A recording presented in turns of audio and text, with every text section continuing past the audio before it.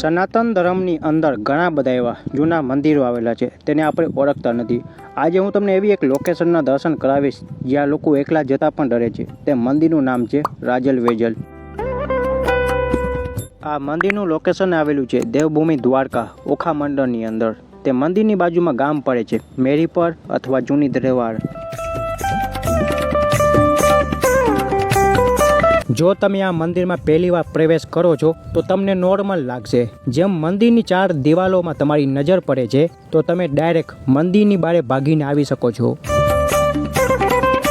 આ મંદિરની અંદરની 4 દિવાલોમાં પુષ્કળ સંખ્યામાં છાપા અથવા ચમગાદર છુપીને બેઠા હોય છે. મંદિરનો જે ઉપરનો કળશ છે તેમાં તો ઘણી બધી ઈંટું લટકાઈ પણ રહ્યું છે. ગામના લોકો કહે છે હજારો વર્ષો વીતી ગયા પણ આ મંદિરની એક પણ ઈંટ અને એક પણ પથ્થર ત્યાંથી હલ્યો નથી. ગામના લોકો કહે છે આ મંદિરને ઘણીવાર રિપેરિંગ કરવાની કોશિશ કરી હતી પણ માતાજી આ મંદિરમાં કોઈ કામ કરવા નથી દેતી, એટલે આ મંદિરનું કોઈ રિપેરિંગ કામ થતું નથી અને આ મંદિર પુરાતત્વ વિભાગમાં નથી આવતું. તેનાથી આ મંદિર ખૂબ જ જર્જરિત હાલતમાં છે અને ઘણા વર્ષોથી આ મંદિર આવી જ રીતે ત્યાં ઊભો છે. હવે આ મંદિરની બાજુમાં કોઈ પણ પાણીની વ્યવસ્થા નથી. ત્યાં એક કુંડી આવેલી છે.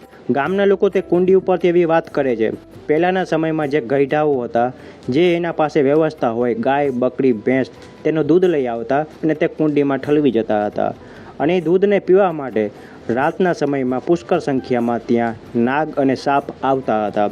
જો તમે આ કુંડી ઉપરથી ફૂલ ઇન્ફોર્મેશન વિડીયો જોવા માંગો છો તો પ્લીઝ આ વિડીયોમાં કોમેન્ટ કરજો. હું આ કુંડી ઉપરથી એક અલગ વિડીયો બનાવીશ. અને જો તમે આવા જ વિડીયો જોવા માંગો છો આગળ પણ તો આઈડીને હમણાં ફોલો કરી લેજો અને પ્લીઝ આ વિડીયોને આગળ જરૂર શેર કરજો.